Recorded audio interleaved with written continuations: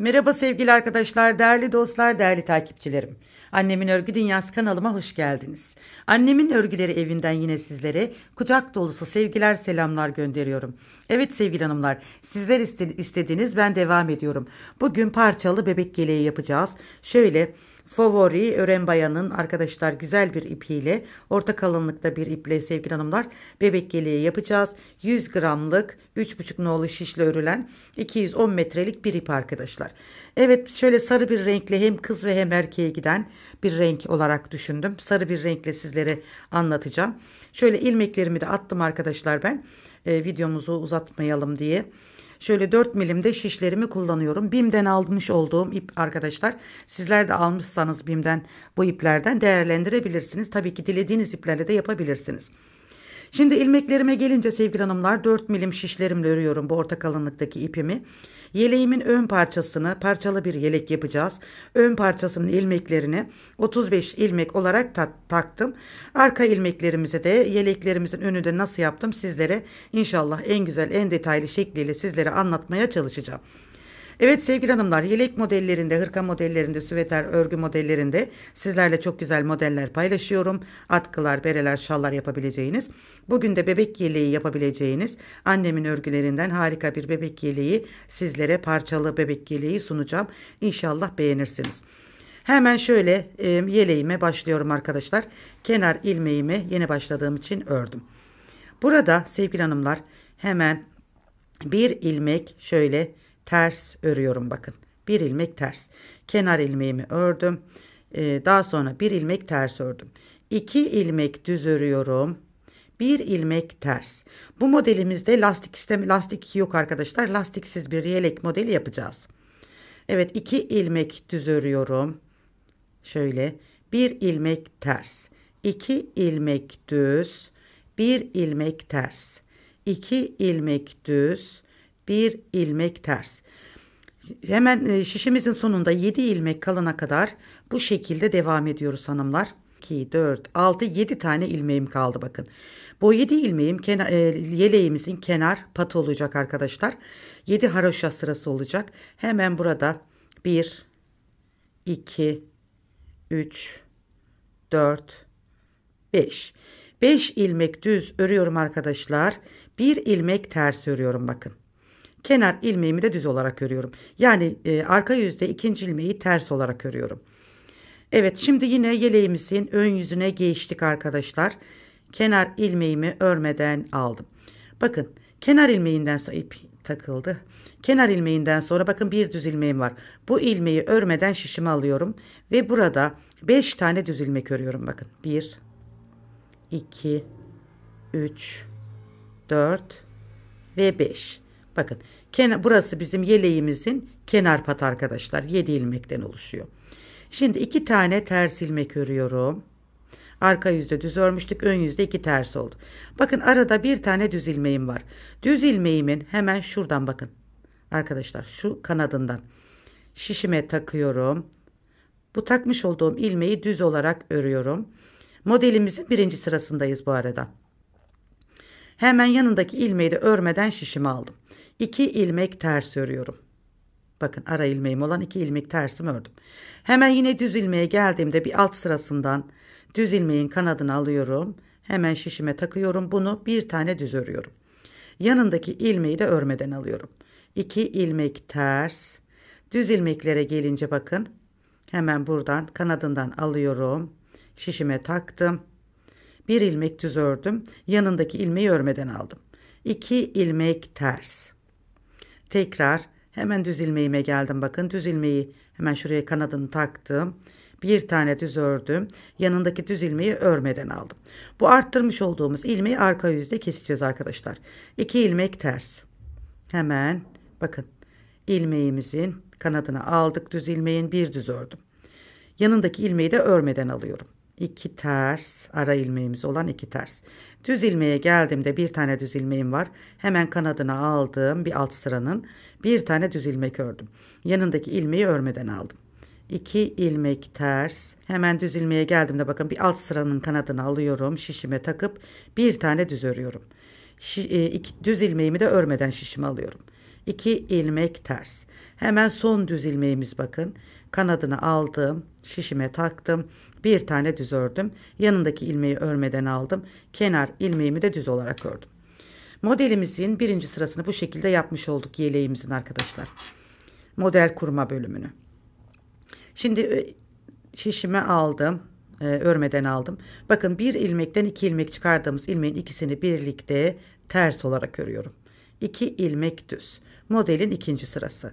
2 ilmeği birlikte ters örüyorum. 2 düz. Bakın 2 düz ön yüzde kanadından ilmek aldığımız ilmeği ve örmeden aldığımız ilmeği ikisini birlikte arka yüzde ters olarak örüyoruz. 2 ilmek düz. Yine 2 ilmeği birlikte ters örüyorum.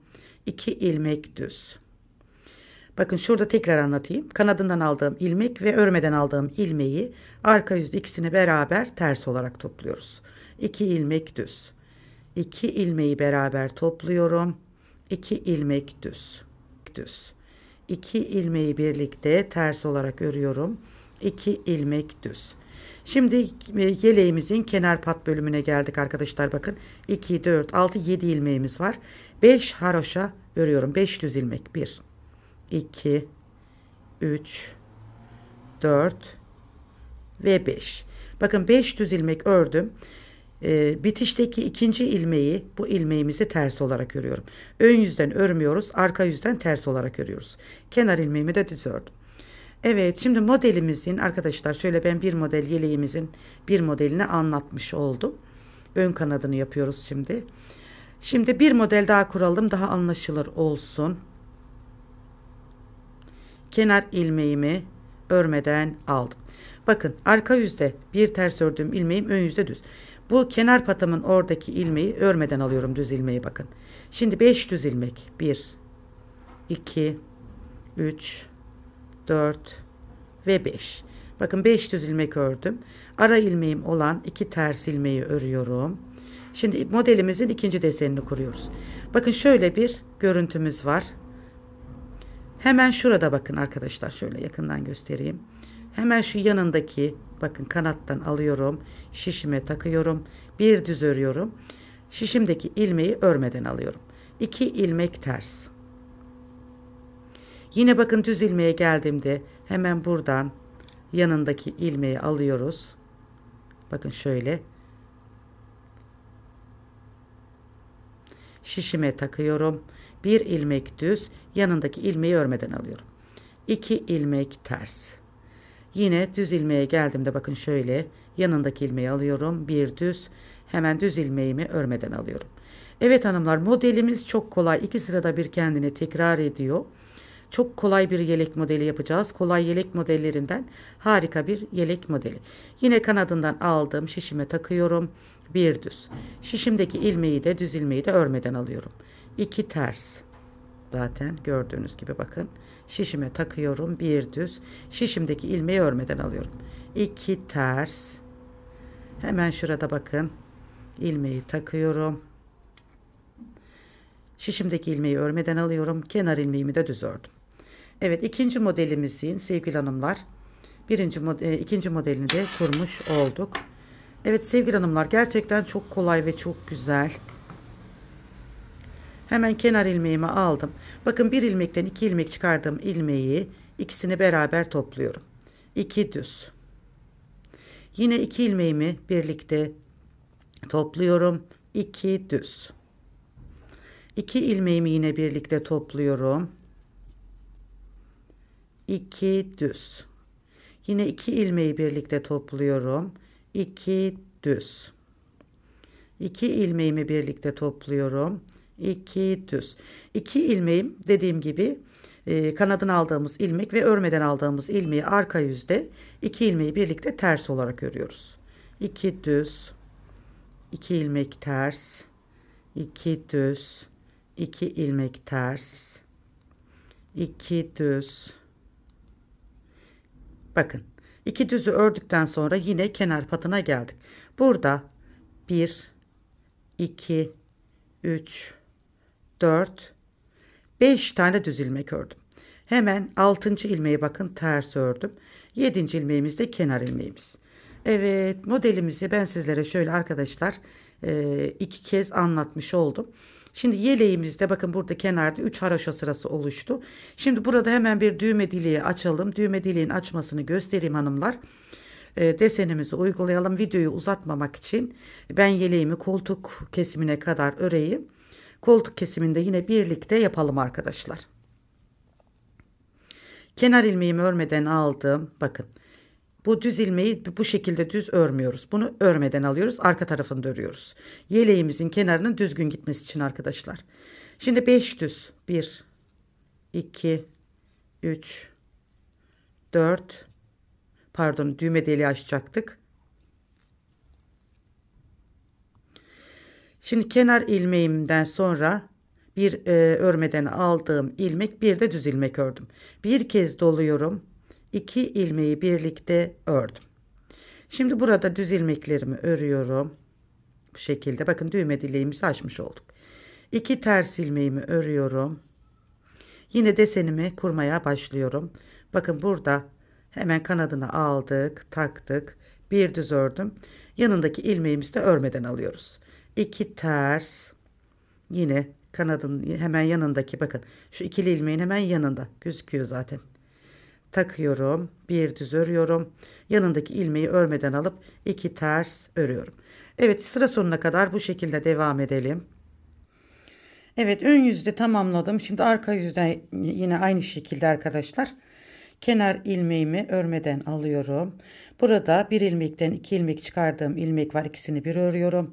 2 düz, 2 ters, 2 ilmeği birlikte ters, 2 düz, 2 ilmeği birlikte ters, 2 düz, 2 ilmeği birlikte ters. Bu şekilde sevgili hanımlar sıra sonunda 7 ilmeğimiz kalıncaya kadar devam edelim.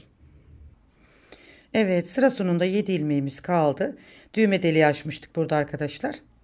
Hemen bakın 1, 2, 3. Bakın arttırdığım ilmeği de düz örüyorum 4. Şöyle 5 düz ilmek ördüm. Burada ön yüzde düz ördüğümüz ilmeği arka yüzde ters olarak örüyoruz. Ön yüzde örmeden alıyoruz. Arka yüzde bir ters olarak örüp kenar ilmeğimizi örüyoruz. Evet hanımlar, modelimiz bu şekilde. Çok kolay. Düğme deliğimizde nasıl açılıyor onu da size gösterdim. Siz düğme deliklerini sevgili hanımlar, ipiniz kalınsa 10 haroşa sırasında bir açabilirsiniz ya da 12 pardon 12 haroşa sırasında bir düğme deliği açabilirsiniz. Şimdi bu şekilde ben koltuğa kadar öreceğim arkadaşlar. Koltukta ön ve koltuk kesimi nasıl oluyor? Bunu birlikte yapalım. Şimdi ben modelimi ilerletip geleyim yeleğimin ön cephesini. Dediğim gibi şöyle uzatacağım, biraz büyük. 0 1 0 3 6 1 yaşa kadar olabilecek bir yelek yapacağız arkadaşlar. Tabi bundan büyük, bir yaştan büyük yapmak isterseniz modelimizi büyüterek ilmek sayısını çoğaltarak da devam edebilirsiniz. Modelimiz 3 ve 3'ün katları artı bir ilmekle kuruluyor. Evet, şimdi modelimi ilerletip geliyorum. Evet arkadaşlar, şöyle koltuğa kadar ön ve koltuğa geldim. Şimdi yaka kesimini ve kol kesimini birlikte yapacağız desenimizin. Şöyle gördüğünüz gibi bakın harika bir desen ortaya çıktı. Daha önce hiçbir yerde görmedim arkadaşlar ben bu deseni. Yelek modeli olarak, örgü modeli olarak hazırlamıştım. Sizlere de sunacağım. Yine yeleğimizde görmüş oldunuz modeli. Şöyle ön cephesini hazırladım. Sevgili hanımlar, hemen şöyle şurada göstereyim. Burada ilk evini birlikte açmıştık. 12 haroşa arasıyla şöyle 2, 4, 6, 8, 10, 12 bakın. 12 haroşa arasıyla bir ilk evi açtım. Şimdi burada da yine ilk evi açacağız sevgili hanımlar. Şimdi önü nasıl kesiyoruz, koltuğu nasıl kesiyoruz birlikte yapalım. Hemen şöyle ilmeklerimi alarak başlıyorum. Şimdi burada 7 tane ilmeğimizi yine örüyoruz. Kenar ilmeğimi aldım örmeden. Burada ilmeğimi örmeden alıyorum. 5 tane düz ilmek. 1 2 3 4 ve 5. Bakın kenar ilmeğinden sonra örmeden aldığım ilmek, 5 tane de haroşa sırası yaptım. Şimdi burada bir tane ters ördüm bakın. Bir tane ters ördüm. Şimdi burada son 7 ilmeğim kalana kadar, son 8 ilmeğim kalana kadar sevgili hanımlar, aradaki tüm ilmeklerimi düz olarak öreceğim. Biz kesimi arkasından yapacağız arkadaşlar. Önden öreceğiz, arkasından kesimleri yapacağız. İlmeğimizin üst bölümüne hemen sayalım burada ilmeklerimizi. 2, 4, 6, bizim 7 ilmeğimiz var. Bir de ters öreceğimiz ilmeğimiz olacak. Bakın 2, 4, 6, 7. Bir ilmek burada ters örüyorum bakın. Burada 7 ilmeğim var. Burada yani böyle sayarsak 2, 4, 6, 7, 8. ilmeği ters ördüm. Burada 5 ilmek düz örüyorum. 1, 2, 3, 4, 5.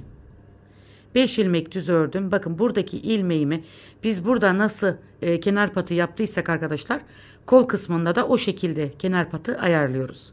Bakın bir ters yaptım.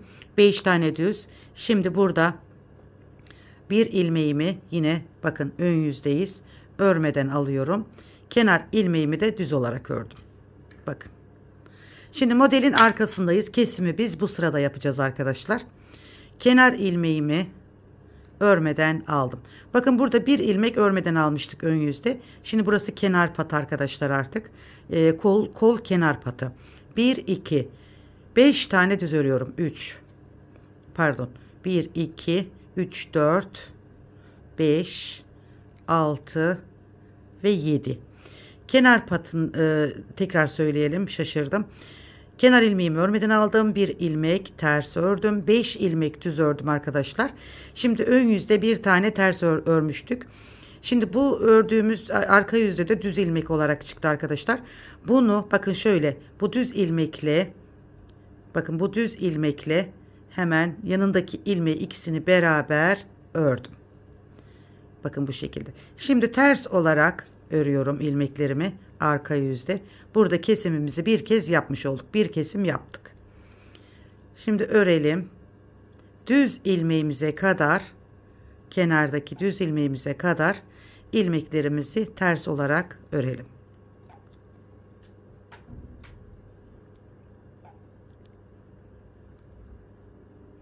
Kontrol edelim. Evet bakın 2, 4, 6, 8, burada 9 tane ilmeğim var bakın arkadaşlar. Şimdi burada bakın düz ilmeğim burada, ön yüzde bir ters yapmıştık ya, düz ilmeğim burada. 7 kenar patım da burada. 2, 4, 6, 7. Şu düz ilmekle sevgili hanımlar, bakın şu düz ilmekle hemen ilmeklerin şöyle yönünü çeviriyorum. İçeriden dışarı doğru bu iki ilmeğimi birlikte ördüm. Bakın burada da bir kesim yapmış oldum şimdi. 5 düz. 1, 2, 3, 4, 5. 5 düzümü ördüm. Burada bir ters ilmeğim var. Örüyorum. Kenar ilmeğimi de düz olarak ördüm. Evet, şimdi bir kez kesim yapmış olduk arkadaşlar. Kol ve yaka kesimini birlikte başlıyoruz. Burada bir kesim yaptık. Burada da bir kesim yaptık. Şimdi ön tarafta hiç kesim yapmıyoruz. Biz kesimleri arka tarafında yapıyoruz. Kenar ilmeğimi örmeden aldım. Bakın. Bir ilmek örmüyorum düz ilmeğimi.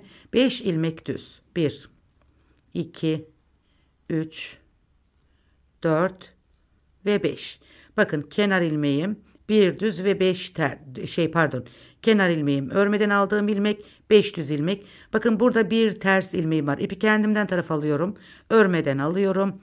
Bakın burada yine ilmeklerimi düz olarak örüyorum. Biz modelimizi arka yüzde keseceğiz arkadaşlar, kesimimizi. Sıra sonuna kadar 9 ilmek diyorum. Sıra sonuna kadar bu şekilde örelim. Düz olarak.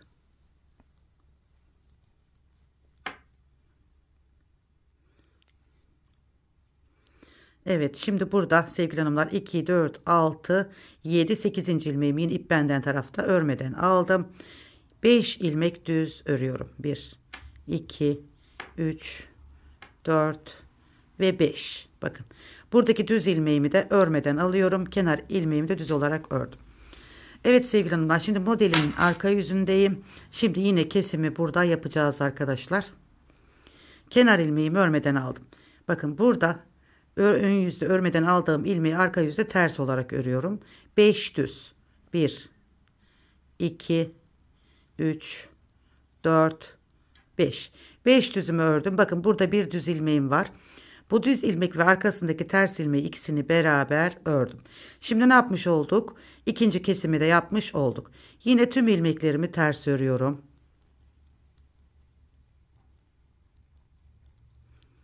Evet, şöyle kesim yapacağımız yere kadar tüm ilmeklerimizi ters örüyoruz.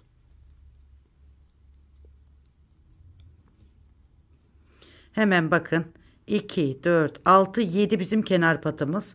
Burada düz ilmeğimiz var. Burada da ters. Şimdi bu iki ilmeği kesiyoruz. Bakın şöyle içeriden dışarı doğru. Bu şekilde. Şimdi 5 düz. 1, 2, 3, 4, 5. 5 düzümü ördüm. Bir tane ters ve kenar ilmeği. Şimdi sevgili hanımlar, yeleğimizden iki kez bir kesim yaptık. Bu şekilde kesimlerimize devam edeceğiz. Bakın şöyle bir görüntümüz var. Şimdi bu yeleğimizin bir tarafı arkadaşlar. Hemen diğerini de göstermek istiyorum.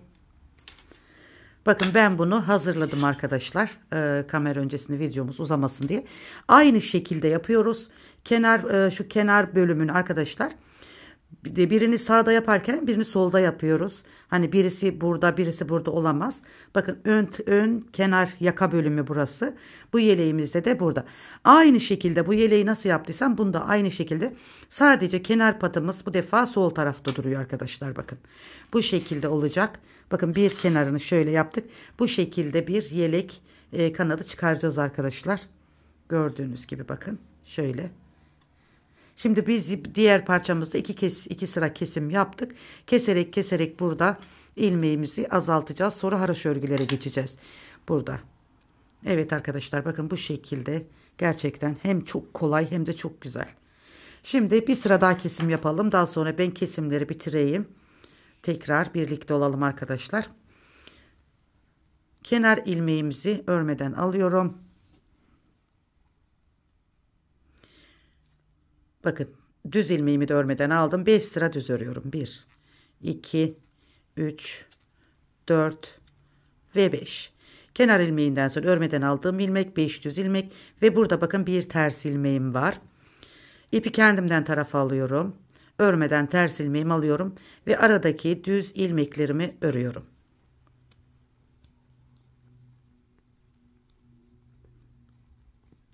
Dokuz ilmeğim kalıncaya kadar şişimizin sonunda aradaki düz ilmeklerimizi örüyoruz arkadaşlar. Hemen bakalım. Bakın 2, 4, 6, 7 gördüğünüz gibi burada 9 tane ilmeğim var. Hemen örüyorum. Arpis kesimi arka yüzde yapıyoruz. Burada ipi kendimden tarafa alıyorum. Ters ördüğüm ilmeği örmeden alıyorum. 5 tane düz. 1, 2, 3, 4, 5. Bakın.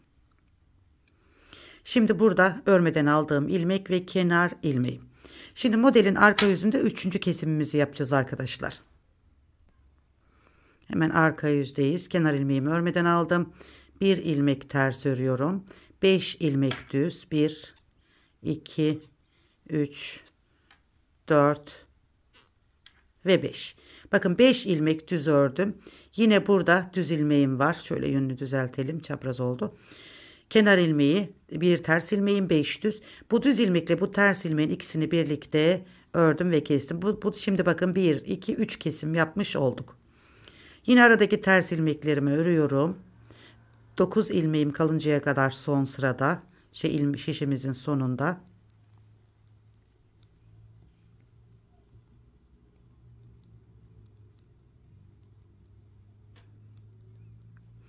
Evet, bakın düz ilmeğim ve ters ilmeğim kaldı. Yine 9 ilmeğimiz kaldı. Bunu da sevgili hanımlar, bakın ters ilmeğim ve düz ilmeğimi şöyle içeriden dışarı doğru ikisini bir ördüm. Ve 3. kesimi de yapmış olduk. 5 düz ilmeğimi örüyorum. Bir ters örüyorum. Kenar ilmeğimi de düz olarak ördüm. Evet, 3. kesimi de bu şekilde yapmış oldum arkadaşlar. Evet, böyle aynı şekilde arkadaşlar bu düz ilmeklerde ortada bir tane düz ilmek kalıncaya kadar arka yüzde geldiğimiz zaman kesimlerimizi yapacağız. Sağda ve solda sizlere gösterdiğim gibi arkadaşlar. Bakın koltuk kesimimiz de artık yavaş yavaş kaymaya başladı. Yakamız da kaymaya başladı. Şimdi bu şekilde sevgili hanımlar, dediğim gibi şu düz ilmeklerden bir ilmek kalıncaya kadar ortada kesimlerimize devam edelim. Evet arkadaşlar, dediğim gibi bakın yakamızın şöyle düz ilmeklerimiz bir ilmek kalıncaya kadar örelim demiştim. 7 bu kenarda, 7 bu kenarda ilmeğimiz vardı. Bir tane de kesim yaptığımız ters ilmeklerimiz var bakın önde. Bir de ortada düz ilmeğimiz, toplamda 17 tane ilmeğimiz kaldı. 2, 4, 6, 8, 10, 12, 14, 16, 17. Burada da aynı şekilde bakın iki tarafta eşit. 2, 4, 6, 8, 10, 12, 14, 16, 17. Evet, şimdi sevgili hanımlar hemen artık yeleğimizin, hemen göstereyim buradan da. Burada önden de düz, arkadan da düz yaparak hemen kaç sıra yapmışız? Hemen sayalım arkadaşlar. Bakın, önden de düz, arkadan da ters olarak 1, 2, 3, 4, 5, 6, 7, 8, 9, 10, 11, 12, 13. 13 sıra haroşa sırası yapacağız bu 17 ilmeğimizle. Şimdi burada 13 sıra şu gördüğünüz haroşa sırasını yapacağız arkadaşlar. Tekrar sayalım, yanlış olmasın. Şurada bir ilmeğimiz kaldı bakın. 1, 2, 3, 4, 5, 6, 7, 8, 9, 10, 11, 12, 13. Evet. Şimdi 13 sıra haroşa örgümüzü yaptıktan sonra sevgili hanımlar hemen arka kol kesimlerini de size göstereceğim. Evet, ipimiz şöyle orta kalınlıkta bir ip, modelimiz süper bir model sevgili hanımlar. Şöyle tamamlayacağız. Şöyle sevgili hanımlar, ben arkayı da hazırladım, bunu da göstereyim. Desenin yapılışını sizlere anlatmıştım arkadaşlar, nasıl yapıldığını desenin biliyorsunuz. 64 ilmek başladım, arkayı da arkadaşlar koltuk kesimine kadar ördüm. Sizler de modelin yapılışını size modelde hemen şu desenimizde gösterdiğim gibi modeli kuracaksınız. 64 ilmekle 3 ve 3'ün katları artı 1 ilmek üzerine kuruyorsunuz. Arkamız 64 ilmek sevgili hanımlar. 64 ilmek üzerine deseni kuracağız. Evet sevgili hanımlar, şimdi diğer modelimi de bitireyim. Arkayı da aynı sevgili hanımlar, bu önde nasıl kestik? Mesela burada koltuk ve yaka kesimini nasıl kestiysek arkada da bu şekilde. Buradan yani 7 ilmek ayırıp bir ters ilmek koyacağız önüne. 7 ilmek ayırıp burada sevgili hanımlar haroşa kenarı ayıracağız. Bir ters ilmek koyacağız önüne. Yani kenarda 8 ilmekle gidecek. Yani burada olduğu gibi. Hemen burada olduğu gibi. Bunu da arkayı da o şekilde keseceğiz. Hemen oraya da göstereceğim arkadaşlar size. Şimdi şurayı tamamlayalım. Arkayı yapalım. Evet arkadaşlar, burada da yine 13 sıramı tamamladım. 1, 2, 3, 4, 5, 6, 7, 8, 9, 10, 11, 12, 13. Şimdi önlerimizi hazırlamış olduk. Bakın şöyle. Şimdi iş arkaya kaldı. Gerçekten çok güzel olacak sevgili hanımlar. Şöyle gördüğünüz gibi. Tabii şunlar şu şekil. Şöyle. Harika bir bebek yeleği olacak Allah'ın izniyle sevgili hanımlar. Nasıl yapıldığını sizlere elimden geldiğince, dilim döndüğünce anlatmaya çalışıyorum. Hemen şuradaki işlemi, kesimlerini birlikte yaptık. Burada da bütün kesimler bittikten sonra ortada bir düz ilmeğimiz kaldı. 13 sırada haroşa örgü yaptık. Şimdi kollarımızı kenara koyalım arkadaşlar. Kollarımız diyorum, yanlarımızı, örgünün önleri. Hemen arkaya geliyorum. Arkada da hemen şöyle, siz istediğiniz boyutta, yani büyük ya da küçük yapacağınız zaman sevgili hanımlar, arkanızı örüyorsunuz. Koltuk kesime geldiğinizde nasıl keseceksiniz onu da gösterdim. Modelimin desenini sizlere anlatmıştım, tekrar söyleyeyim. Şimdi sevgili hanımlar, bu önlerde bu sağda ve solda nasıl kesim yaptıysam aynı şeklini burada bizim kenar patımız vardı. Tabi arkada kenar patımız yok. Şu koltuk altında yaptığımız gibi, şu koltuk altında nasıl ayarladıysak şimdi burada 7 tane burada, 7 tane burada ilmek ayarlıyoruz. Birer tane de ters ilmek, yani şimdi göstereceğim arkadaşlar, o şekilde. Hemen başlayalım arka kol kesimi için. Evet, şimdi kenarda burada biliyorsunuz ki model koyuyorduk. Şimdi artık haroşa örgü koyacağız, buraya kenar patı koyacağız koltuk için. Bir tane ilmeğimi aldım. Bir ilmeğimi örmeden alıyorum.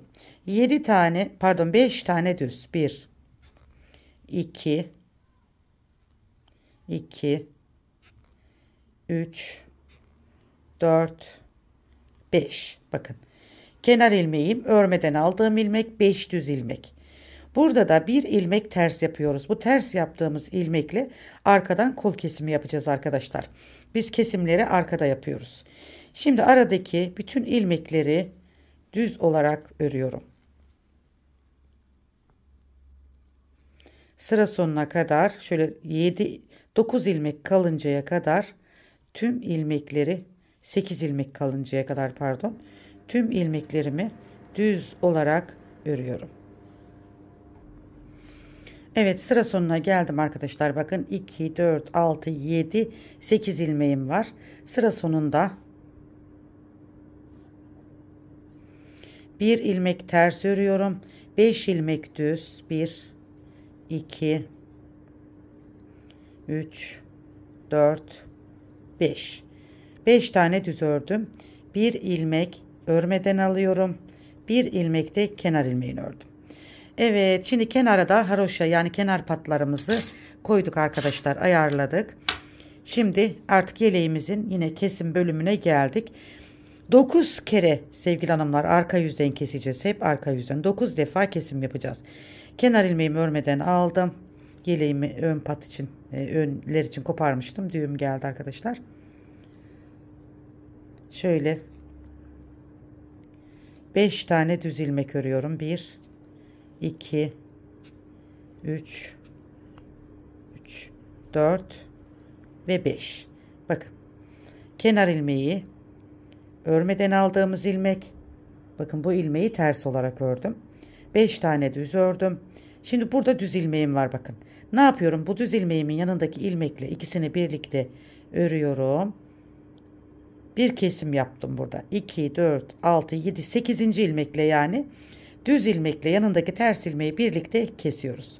Ortadaki ilmeklerimi ters örüyorum. Önlerimizi yaparken, kesim yaparken yaptığımız gibi arkadaşlar, aradaki ilmekler düz. Son 9 ilmeğim kalana kadar bu şekilde ters ilmeklerimi öreceğim arkadaşlar. Evet, bakın 2, 4, 6, 8, 9 ilmeğimiz kaldı. Burada bir ters bir düz ilmeğim var, bakın. Hemen şu şekilde arkadaşlar. Bakın, şu ilmekle bu ilmeği içeriden dışarı doğru şöyle ikisini birlikte ördüm. Burada da kesimimi yapmış oldum arkadaşlar. Şimdi 1, 2, 3, 4, 5. 5 haroşamı ördüm. Bir ters ve kenar ilmeğimi de ördüm. Evet, sağında ve solunda şimdi arkadaşlar, sağında ve solunda birer ilmek eksiltmiş olduk. Bu şekilde sevgili hanımlar devam edeceğiz. Evet, kesimlerimizi arka yüzde yapıyoruz. 9 defa kesim yapıyoruz arkadaşlar. Bakın, kenar ilmeğinden sonra düz ilmeğimi örmeden aldım. 1, 2, 3, 4, 5. Kenar patımı ördüm. Kenar ilmeğim, örmeden aldığım ilmek, 5 düz ilmek. Bakın, burada bir düz ilmeğim var. Ters ilmeğim. İp benden tarafta, örmeden alıyorum. Ve aradaki ilmeklerimi sıra sonuna kadar düz olarak örüyorum.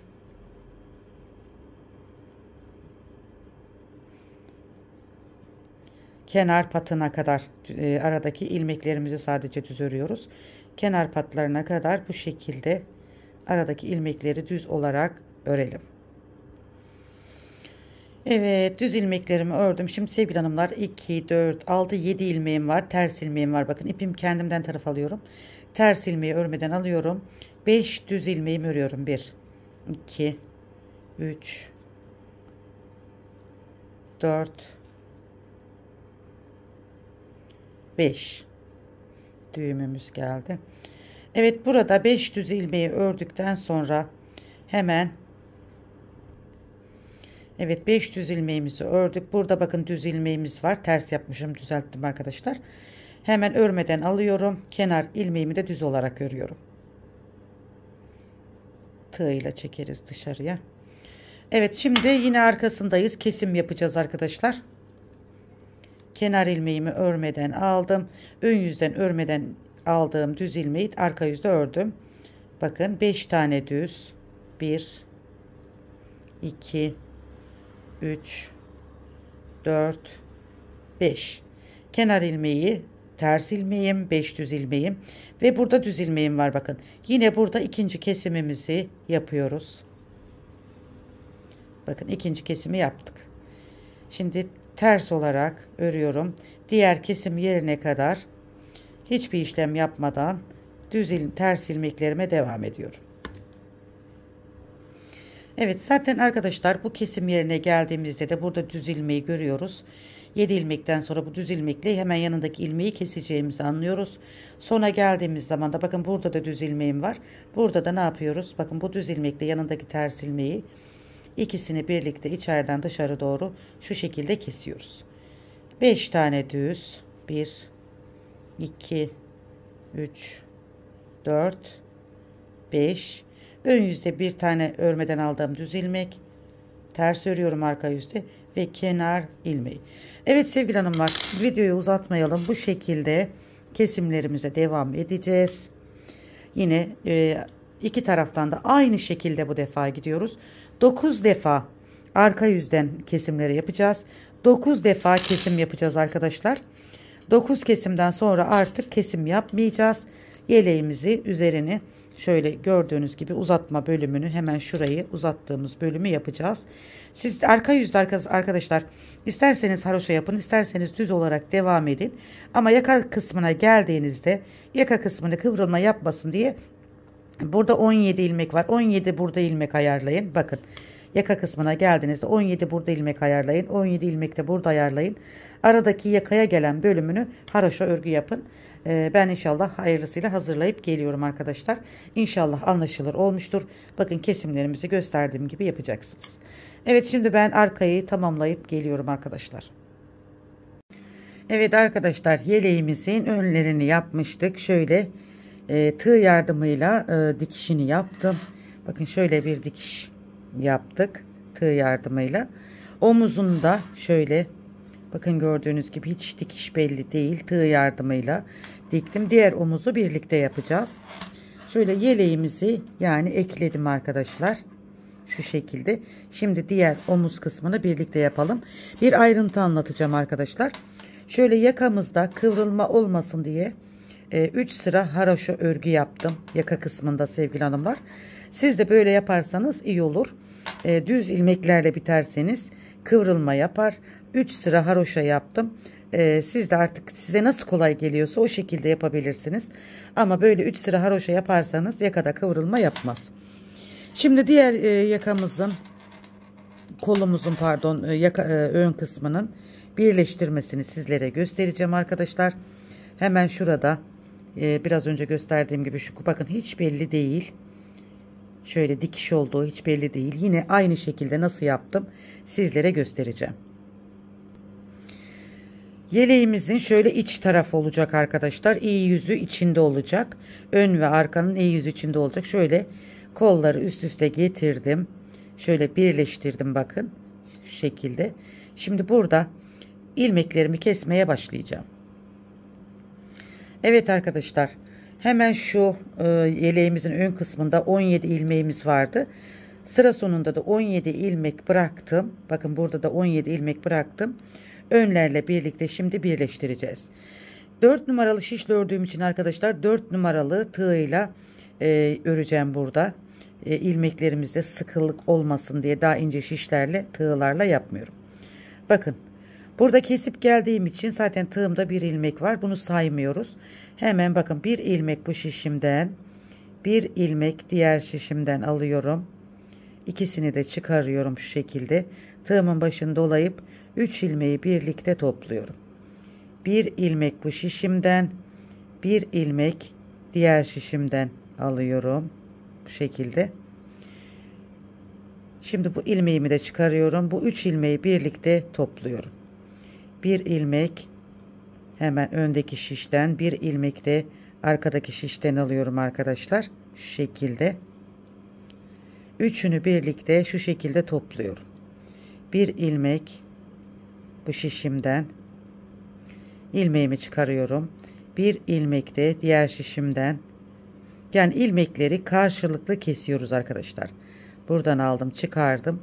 3 ilmeğimi birlikte kesiyorum. Sıra sonuna kadar bu şekilde devam edeceğiz arkadaşlar kesmeye. 17 ilmeği bu şekilde keseceğiz. Sizin nasıl kolay geliyorsa o şekilde yaptığınız bir kesim, yani dikiş tarzı varsa omuzda onu da yapabilirsiniz. Ben bu şekilde yaptım. Şu şekilde. Çünkü dikiş izi belli olmuyor arkadaşlar. Bu şekilde güzel oluyor. Bakın 3 ilmeğim, bir bu şişten bir bu şişten aldım. Üçünü bir topladım. Hemen yine bir bu şişten, bir diğer şişimden alıyorum. Üçünü bir topluyorum. Evet, bu şekilde omuzun kesimini de bakın yapmış oluyoruz arkadaşlar. Şöyle 2 ilmeklerimizi şişlerden alıyoruz. İkisini de çıkardım. Şöyle 3 ilmeği birlikte topluyorum. Bir ilmek aldım. Bir ilmek diğer şişimden alıyorum. 3 ilmeği birlikte kesiyorum. Evet, bu şekilde arkadaşlar sıra sonuna kadar keselim. Evet, son ilmeklerimi de aldım arkadaşlar. Üçünü bir şu şekilde topladım. 1 2 sıkıştırma zinciri yapıyorum.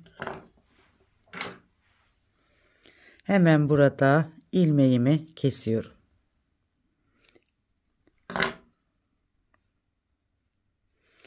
Evet, yeleğimiz bitti arkadaşlar. Şimdi düğmelerimizi ilikleyelim. Hemen iliklemedim arkadaşlar. Şöyle bakın, kestiğimi gördünüz. Hemen çeviriyorum bakın. Kestikten sonra bakın sıra sıra yine örmüş gibi çıkacak arkadaşlar, böyle yaptığınız zaman. Bu şekilde. Evet arkadaşlar, yeleğimiz hazır. Sizlere burada düğme deliği açarken bir düğme deliği açacağımı söylemiştim. Buradaki deliği açmayı unuttum hanımlar. Ama ne yaptım? Şurada hemen şöyle köşedeki tam bu kesim nokta yerimizin hemen üzerindeki yerde. Ne yaptım? Biraz genişlettim. Hiç sökmenize gerek yok, düğme deliği açmadım diye. Genişlettim elimle. Bakın şöyle düğmemi de rahat bir şekilde geçiriyorum. Bir sıkıntı yok. Evet hanımlar. Sizlerle yine güzel mi güzel bir bebek yeleği yaptık. Oldukça kolay. Annemin örgülerinden sizlere harika bir yelek yaptığımı düşünüyorum. Umarım beğenmişsinizdir. Dediğim gibi arkadaşlar, buradaki düğme deliğimizi unuttuk. Ama ne yaptık? Biraz genişlettik. Düğmemizi de taktık yine. Yani örgünüzü sökmenize gerek yok, unuttuğunuz zaman sökmeyin. Hemen benim gibi yapabilirsiniz. Evet, şöyle hanımlar, gördüğünüz gibi çok şirin, çok tatlı, güzel bir yelek elde ettik. Ben çok beğenerek yaptım bu yeleği hanımlar. Modelimiz de harika bir model bakın. Evet, şöyle çok güzel bir model sevgili hanımlar. Bu modelimi çok severek ve beğenerek yaptım. Bu modeli evet size yelek modeli olarak anlattım ama bu modelin sizlere örnek modeli olarak da anlatmayı düşünüyorum. Yeleğimizde zaten modeli anlattım. Nasıl yapıldığını da gösterdim. Umarım anlamışsınızdır ama ben yine de ilk fırsatta hemen sizlere modelin nasıl yapıldığını da tekrar anlatacağım. Evet hanımlar, modelimizin arkası da bu şekilde harika bir bebek yeleği oldu. 3 parçalı bir bebek yeleği arkadaşlar. Şöyle arkası da. Şöyle yakasına sevgili hanımlar, dediğim gibi 3 sıra haroşa yaptım ki şöyle kıvrılma yapmasın. Evet, çok kolay bir yelekti arkadaşlar. Ne yaptık? Önlerde 35 ilmekle başladık. Arkasını da 64 ilmekle başladık sevgili hanımlar. Böyle bir güzel yelek elde ettik. Evet sevgili hanımlar, şöyle. Ben rahatlıkla diyorum ki işte 0, 3 ve 6 ay demiştim ama 0, 3 ve 6 aya büyük olabilir. 1 yaş ve 1,5 yaş, 9 ay, yani 9, 1 yaş ve 1,5 yaşa kadar rahatlıkla, hatta 2 yaşa kadar olabilecek rahat bir yelek yaptık. Umarım beğenmişsinizdir. Arkasında gösterdim. Bir ip bitti. İkinci ipten de az bir ip kullandım sevgili hanımlar. Evet sevgili arkadaşlarım, sevgili dostlarım. Bir yeleğimizin daha sonuna geldik. Annemin Örgü Dünyası kanalımdan yelek modellerinden sizlere sormuştum. Devam edelim mi etmeyelim mi diye. Sizler de devam etmemi istediniz ve ben sizlere bir yelek daha sundum. İnşallah yeleklerimiz beğenilirse ve devamı istenirse yapacağım arkadaşlar, sizlere böyle bitmiş modeller sunmaya çalışacağım. Evet, çok güzel bir model oldu. Ben çok beğendim. Sizlerin de beğeneceğinizi düşünüyorum. Hem kız ve erkek için tercih yaptım arkadaşlar. İnşallah sizler de beğenmişsinizdir diyorum. Evet, kanalımızda biliyorsunuz yelek modelleri, örgü modelleri yapıyoruz. Yelekler, hırkalar, atkılar, bereler, şallar, dilediğiniz tüm örgü modellerini kanalımda bulabilirsiniz arkadaşlar. Bin bir çeşit modelimiz var. Bu güzel modellerden yapmak isterseniz ne yapmanız gerekiyor? Annemin Örgü Dünyası, yani Annemin Örgüleri kanalına abone olup yorum ve beğenilerinizle destek verirseniz güzel hanımlar, yapmış olduğum tüm örgülerden, modellerden haberdar olursunuz. Ve benimle birlikte sizler de yaparsanız çok mutlu olurum sevgili hanımlar. Evet sevgili arkadaşlar, sevgili dostlar, sevgili takipçiler. Her zaman dediğim gibi bugününüz yarından, yarınınız bugünden daha güzel olsun diyorum. En güzel günler, en güzel yarınlar sizin olsun. Dediğim gibi kanalıma abone olmayı, yorum ve beğeni yapmayı unutmayalım. Eğer yeleklerimizin devamı gelsin istiyorsanız o güzel yorumlarınızı yazarsanız çok sevinirim. Hoşça kalın, Allah'a emanet olun.